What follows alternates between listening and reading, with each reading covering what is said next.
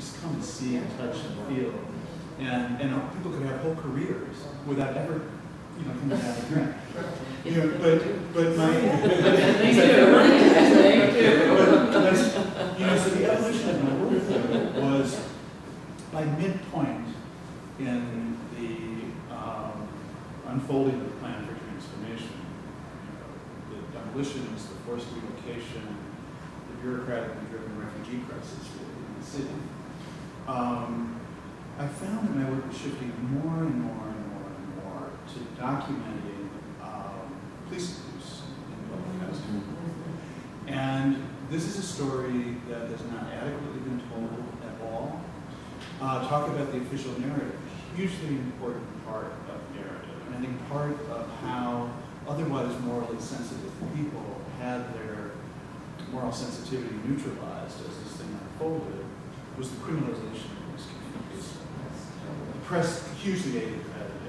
But so you have, the reality on the ground in the high-rise developments was first you had a kind of vice zone that was tolerated. It was a place where drugs could be dealt, and it was particularly apparent at Stateway, where we were a block and a half from the administrative headquarters of the Chicago Police Department. When it was established in 35th of Michigan, the superintendent of police could look out his window and see open drug dealing and also open police abuse on South State Street, and it was permitted by corporate. So people in this abandoned community, these abandoned communities, people did not have access to any form of conventional law enforcement, things we take for granted. All of this, the common, they address the situation. But they also had, on an extraordinary degree that has never been recorded, and I tried to get mainstream media to report this, and there were interesting stories about the refusal and failures, which I can tell you at this time. I'm not defaming the police department. It's a relatively small number of officers, maybe 5% of the force are abusive, corrupt, sometimes outright full-time criminals. That 5% is still a fairly significant number in a force of, I think it's roughly 13,000 right now. But they're not randomly distributed through the city. They are in black and brown neighborhoods, and they are in proximity to the drug trade. That was, a perfect storm in the case of public housing. So you would have crews that came through developments routinely at 5 o'clock. It was the crew that I've sued and documented and kind of been at war with for a decade. It was called the Skullcat Crew at Stateway and Robert Taylor. And they would come through and they would take drugs, money, and guns from the young men. They would mostly not make arrests. If they made arrests to fulfill their quota, it would be some little kid that marches the drug trade rather than the goose that lays the golden egg. They're not going to shut down the marketplace. And they did it with complete impunity. So you have, but these places are perceived as being run by gangs and gangsters and everybody's, and so there's a whole dimension that hasn't been reported about the way in which the era of mass incarceration and the era of welfare reform and dismantling of public housing coincided, interacted, and somehow we all were sort of stupefied in the process. The other point that I think needs to, that again has been alluded to, but I think you need to feel the full weight of this. The full weight of this is we effectively, or the city, effectively disappeared. Places, populations, communities, and personal identities. Yep. On a scale that you should be frightened of, you should stand in awe of, you should ask, how did this possibly happen? And the efficacy, we see now, if you go to so-called new communities, a kind of obscene formulation.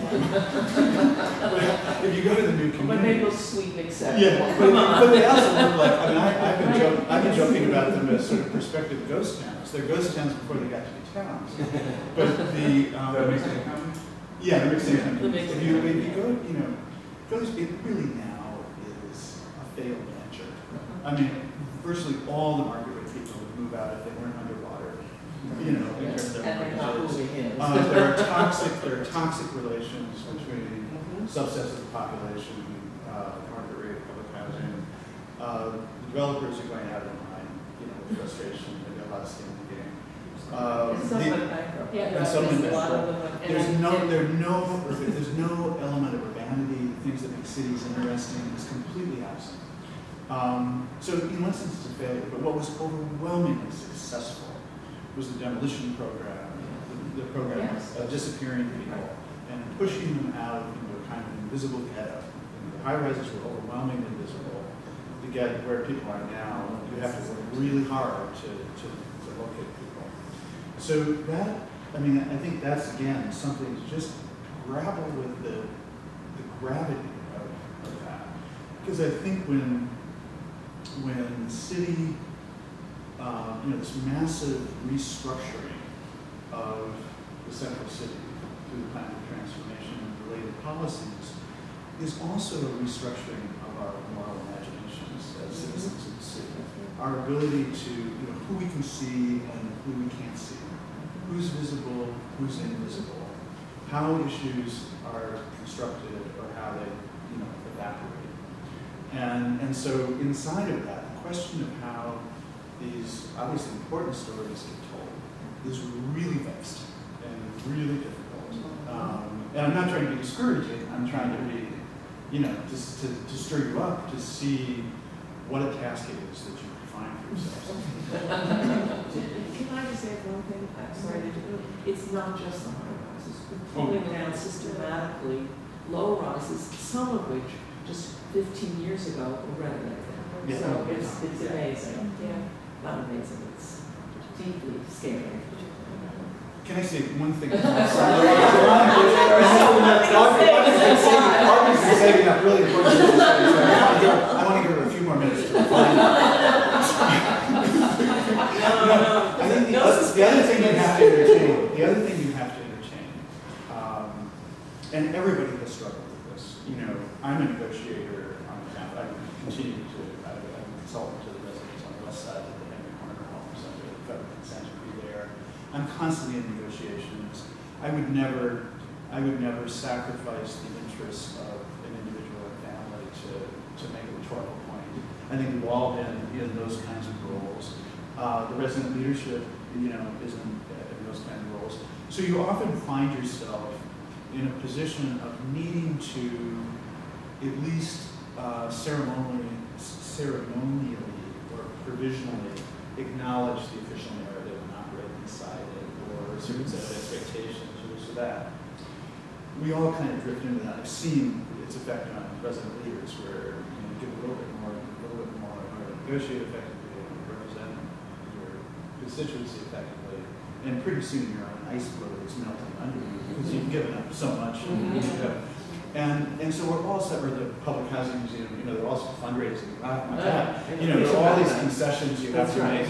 There are all these concessions you have to make, and they can be federally corrupted. I don't want to be glib about it.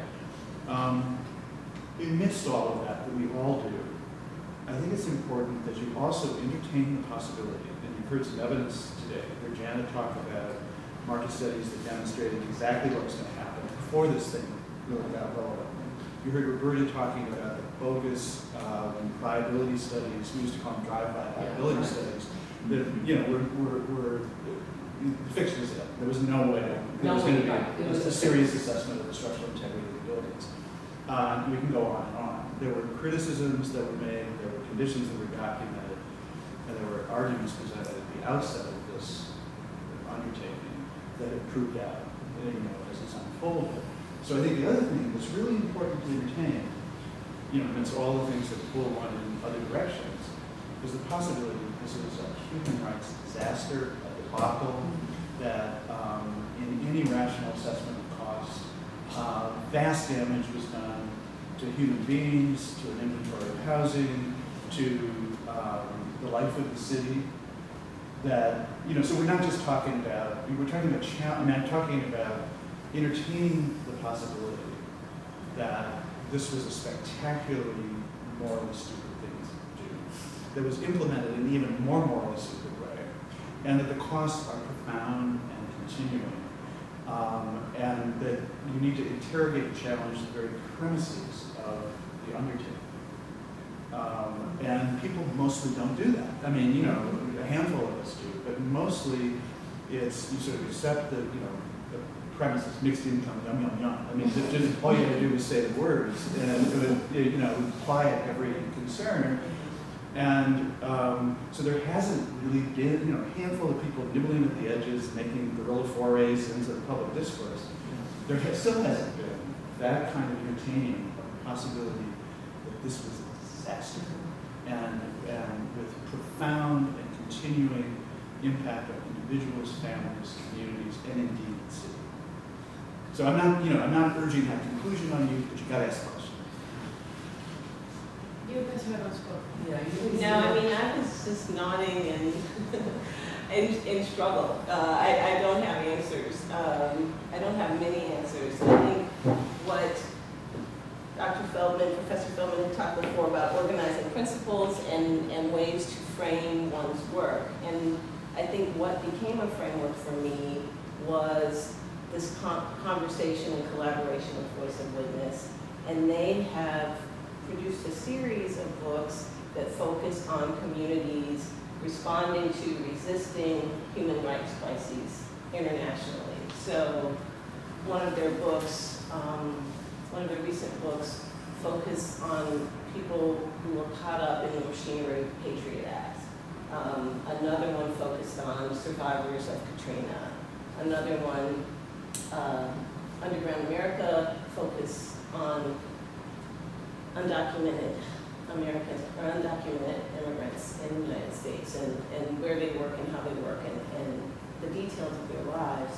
And so once I was in conversation with Voice of Witness, in a way that and Jamie knows because I've known him and sought him out often throughout this process, I think it provided a kind of framework for me to talk to people and sort of get to that question of structural violence, the ways that these communities were systematically neglected, failures, you know, police not showing up or police showing up and being abusive, ambulances not coming, decay of buildings, you know, things that were systematic and systems of neglect, but also asking people about the plan.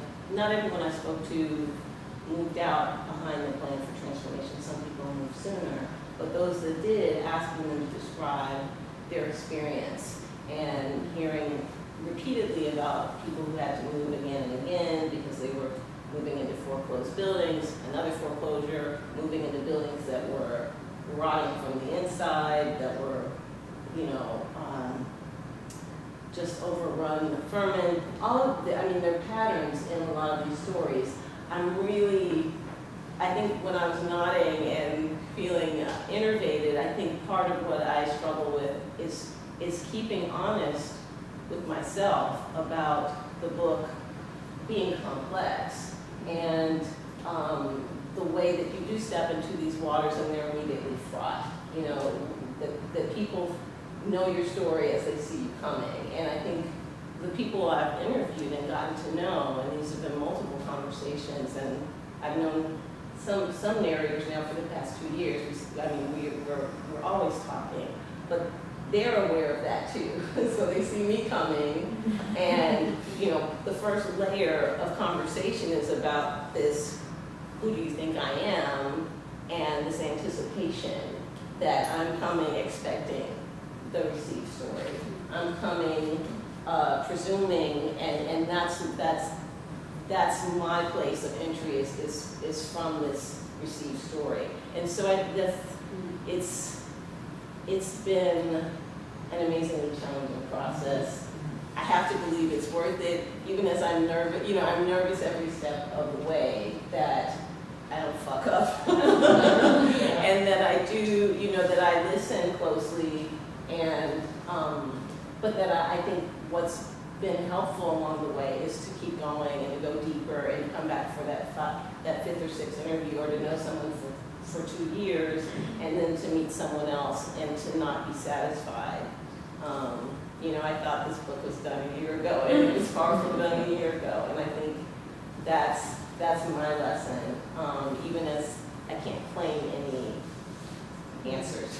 I would play with that idea of telling the same story.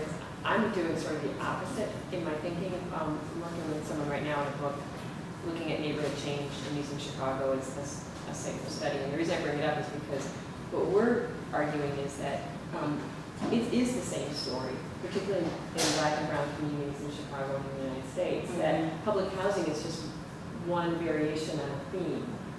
And that it's, you know, we're not talking conspiracy, we call it policy. And so if you look at the decisions and the deliberate things set in motion, really to change the fabric of our city and particularly affect people in communities of color, there's a common theme there. And whether it's public housing transformation and the right to demolish that housing, whether it's Rahm Emanuel saying, hey, it's cool if we just tear down your house because we think there might be a gang operating there, which is his current policy. You know, and he's going into the high crime areas. You know, just raising the question to me is, you know, it ties into Etan's point too, that public housing, if we isolate it to study it, we lose sight of the fact that it's really part of a larger continuum of options for people in our country. And so I think in a way it's like by